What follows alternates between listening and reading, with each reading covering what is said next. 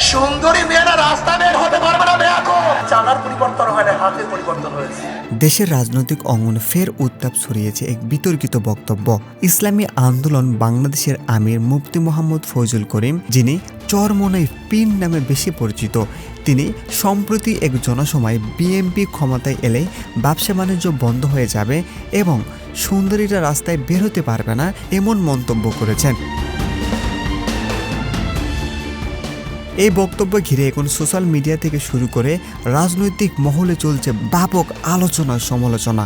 সম্প্রতি বরিশালে এক জনসভায় বক্তব্য দিতে গিয়ে ইসলামী আন্দোলনের এই শীর্ষ নেতা বলেন, বিএনপি ক্ষমতায় এলে দেশের ব্যবসা বাণিজ্য ধ্বংস হয়ে যাবে, দেশের সুন্দরীরা রাস্তায় বেরোতে পারবে না, তখন দেশে আবার দুর্নীতি, অস্থিরতা আর লুটপাট ফিরে আসবে।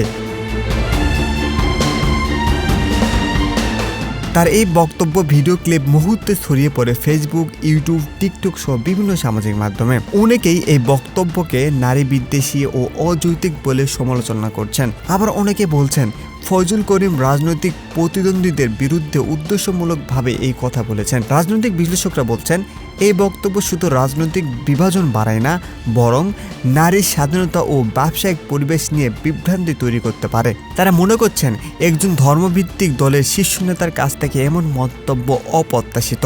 অন্যদিকে ইসলামী আন্দোলন বাংলাদেশের পক্ষ থেকে দাবি করা হয়েছে মুফতি ফয়জুল করিমের বক্তব্য বিকৃতভাবে প্রচার করা হয়েছে।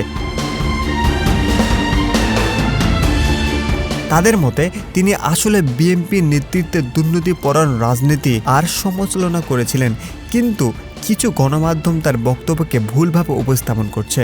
তবে সাধারণ মানুষ সামাজিক মাধ্যমে মিশ্রিত প্রতিক্রিয়া দিচ্ছে।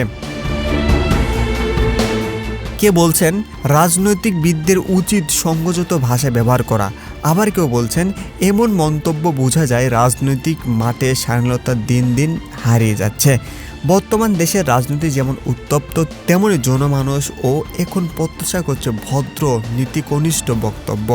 বিতর্কিত এই মন্তব্য শেষ পর্যন্ত কী প্রভাব ফেলাবে রাজনীতিতে, তাই সময় বলে দেবে। এমন আরও আপডেট জানতে সাথে থাকুন বিডিসি নিউজ এইচডির সঙ্গে। আমরা বলি সত্য, তুলে ধরি নিরপেক্ষ খবর।